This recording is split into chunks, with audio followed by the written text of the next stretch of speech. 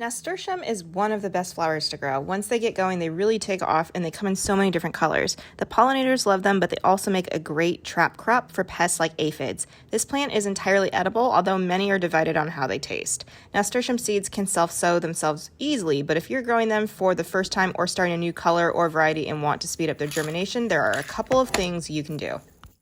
These are some nasturtium seeds that I've saved, and you can see that they are quite large and they almost look like brains. But the outer shell of the seed is kind of thick, but if you squish the seed with your fingers, you'll feel a hint of softness. This outer layer is what the seed needs to sprout through, so it needs to be permeable enough. Just for fun, I am going to peel off the whole outer part of the seed.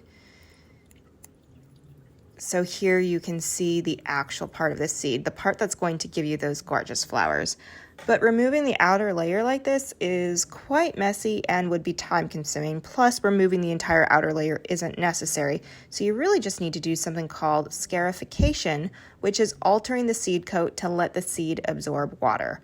One way is to take a pair of nail clippers and just clip off parts of the outer layer, essentially opening up little pockets for water to seep in. Just be careful not to clip part of the actual seed.